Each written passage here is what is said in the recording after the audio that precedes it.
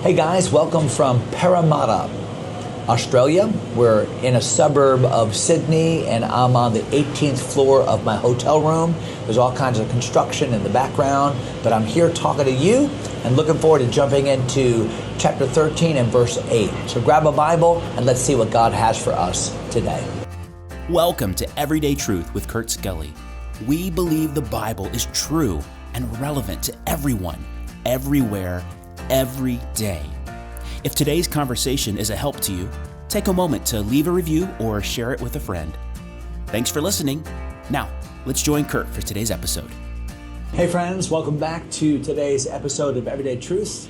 I am on the 18th floor of our hotel room in a brand new place now, Parramatta, which is actually a suburb of Sydney. It's actually part of Sydney, the city of Sydney. And it's huge. Just this one little sub-city of Sydney, Parramatta, is in itself a really big place. Let me see if I can show you real quick. Just for those of you that are watching this on YouTube, I'll get the camera panned around. So they're building this brand new building next door here. And then see, there's cranes everywhere. And I don't want to lose my camera here, but you can just see all the way out into the town of Parramatta. I'm right overlooking the river down below. So just a really booming place here, and expensive, I might add, is this area of Sydney, Australia. But I am spending some time with you. Let me get my camera situated here. There we go. If you're listening via audio, just trust me, it's a booming place here down under. It's actually Thursday. I'm speaking to you on Thursday. You're listening to this, if you're listening regularly, or watching this on Thursday, but I'm 14 hours ahead of you if you're Eastern Standard Time. So it is right now 2:20 p.m. I had breakfast and lunch here in Parramatta already, and then I'll get this recorded and I'll get it uploaded to the Dropbox, and then James will get it uploaded to the various platforms, and you'll be watching this when you get up in the morning or whenever you commute to work. So that's the way the magic works. We're in Genesis 13 today, and we're in a section that is so applicable to so many Christians today and to so many churches today, because you have two men, both of whom worship God, both whom love each other, and yet there is strife and division among their followers. We talked a little bit about this yesterday. It says in verse 8 of chapter 13, Abram said unto Lot, let there be no strife, I pray thee, between me and thee, between my herdmen and thy herdmen, for we be brethren. Interesting that Abram has every right to say to Lot, this land is promised to me, and this is my land. God gave me this land. And yet Abram takes a very different approach, doesn't he? Abram, first of all, initiates the conversation. There's tension. The leader is going to be the one that initiates the conversation. Abram does that. And Abram says, listen, our relationship is more important than arguing about land. And so he says to Lot, listen, I am offering you the prerogative to choose the land that you want. There's plenty for both of us. Well, what a magnanimous thing for Abram to do. He didn't have to do it, but he's prioritizing this relationship. He's being kind to Lot. And if you were Lot, that should be an amazing thing to you, that this man who has been given this land by God, who has invited you to join him, you would not be rich. You wouldn't even have this opportunity were it not for your uncle, Abram. He's giving you this wonderful choice. This is the time for Lot to defer. This is the time for Lot to say, Abram, no, this is your land. God promised this to you. You tell me what you want me to have. And I'll say this, that's so true in life, that when we defer to our spiritual authorities, when we defer to our ultimate authority, who is God, and say, God, I don't want to make the choice. I would rather that you make the choice for me. Always understand this principle that God gives his best to those who leave the choice up to him. I'm sorry about the construction noise in the background and the beeping and so forth, but that's the price of doing this outdoors. And what a principle, though. God gives his best to those who leave the choice up to him. Watch what Lot does, unfortunately. Abram goes on to speak in verse 9, "Is not the whole land before thee? Separate thyself, I pray thee, from me. If thou wilt take the left hand, I'll go to the right. If thou wilt depart to the right hand, I'll go to the left." In other words, you make the choice. I will take what's left over. And Lot, and of course this is so ominous, verse 10, Lot lifted up his eyes and beheld all the plain of Jordan. So if you were to stand where they were, between Bethel and Ai, it's up on the central ridgeline. If you were to look to the east, you would be looking at the Jordan River Valley, which was so lush. Even today, it's green and lush because of the water. But back in those days, before the water was siphoned off so much like today for agricultural purposes, that whole valley would have just been green and inviting. And really what Lot was doing is saying, well, I'll look around, but that's the best land. That's the best spot. That's what is most ideal. I want that for me. So Lot essentially is going to say, I get the choice. I will choose what's best physically, agriculturally for me and my people. See that in verse number 10. So he looks, it's well watered, before the Lord destroyed Sodom and Gomorrah, even as the garden of the Lord. But think about it. This is Edenic in how appealing it looks to Lot. And like the land of Egypt, as thou comest unto Zoar. Well, what a gift. What a gift. Abram is saying, Lot, I will give you the land, unencumbered. It's yours. It belongs to me via the promise of God, but I'm giving it to you. What a wonderful opportunity for Lot, and yet Lot is going to consume it upon his lusts. Is he not? Look at verse 11. Then Lot chose. And we're going to find over the next couple of chapters that Lot is going to pay a dear price for an uninformed and unwise choice that he made. But we have to understand that this was Lot's choice. So we can control our choices in life, but we can't control our consequences.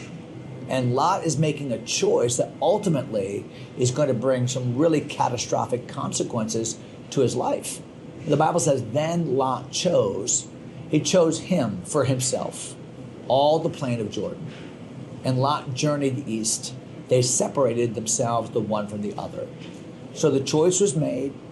Lot leaves, and now Abram's there by himself, really to take what appears to be second best. But when we put others first, when we defer the choices, do we really get second best? No, because watch what God does now that Lot's out of the picture. Now remember, God had already told Abram in the initial call to the promised land, get thee from this land, Ur the Chaldees, and get thee from thy father's house. So in essence, this is the first time that Abram is living in complete obedience, because there is a separation now from the land and from all of his father's house. What does God do?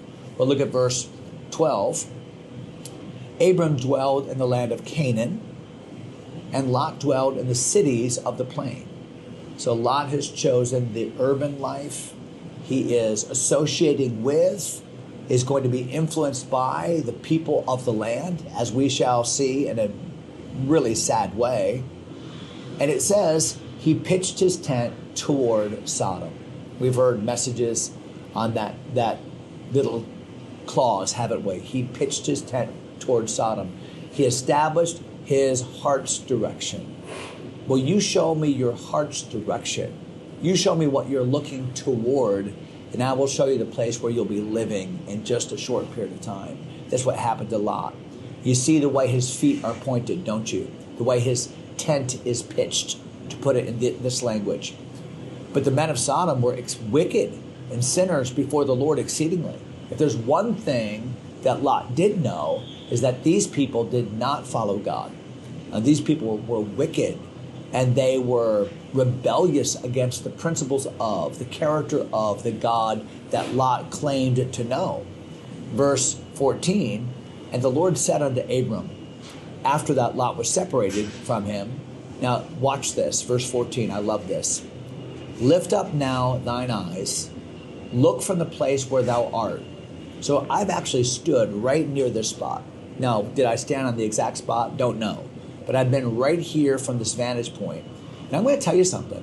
When you stand at that place, you can see everywhere. You can see north, right up the ridge line. I mean, you can see almost all the way up to the valley of Jezreel and the mountains of Carmel.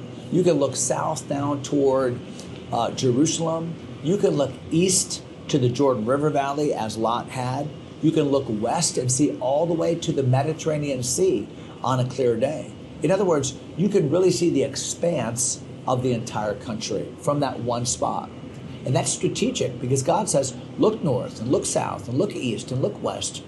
All the land which thou seest, to thee will I give it, and to thy seed forever. So what is God doing? God is reiterating his promise to Abram.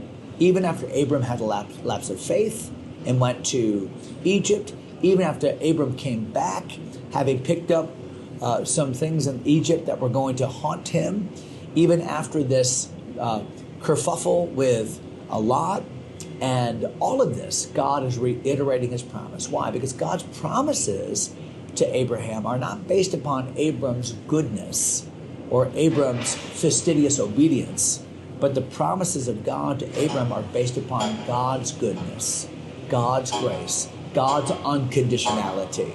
And we're finding that here. He's reiterating the Abrahamic covenant. And he says in verse 16, I will make thy seed as the dust of the earth, like the sand of the earth, so that if a man can number the dust of the earth, then shall thy seed also be numbered. So think about it. All Abram could see in the daytime was sand. I mean, it's a sandy place.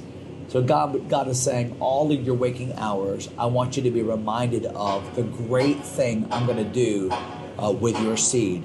And then verse number 17, arise, walk through the land in the length of it, in the breadth of it, for I will give it unto you. Abraham, no matter where you walk, I mean, go ahead, walk as far as you want that way, as far as you want that way, that way, that way. Makes no difference. Wherever you walk, you can know that your feet are walking on land that I have given you. Verse 18 will end with, then Abram removed his tent and came and dwelt in the plain of Mamre. So he's heading south now along the ridgeline, which is in Hebron, and built there an altar unto the Lord. So now we find a third altar, don't we? The altar at Shechem, the altar at Bethel, where he called upon the Lord, and then coming back to Bethel, to that very altar, calling upon the Lord again, and now going down to Hebron, a more permanent place, where he's actually going to buy land, that's significant, and call upon the name of the Lord again. What do we find about Abram? Abram, in his willingness to say, God, I own everything, but I'm going to hold it loosely. He gave it to Lot. He deferred the choice to Lot. He was content to be a tent dweller and a worshiper of God, realizing that the promise that God had given was not a promise that he would see in his lifetime. How is he ever going to see his great, great, great, great, great grandchildren? He's not. But you know what? He believes as though he does see it. Who against hope, Romans chapter 4, believed in hope. See, Abram was called the father of faith because Abram's faith was real. He truly believed the things that God said, and he acted upon them. That's what true faith does. True faith acts upon, puts shoe leather to the promises that God gives us. So, great passage, all kinds of scriptural principles for us, and the end of chapter 13. So we'll come back probably to this exact location tomorrow and to begin chapter 14. Until then, have a great day in the Lord. God bless you, my friends.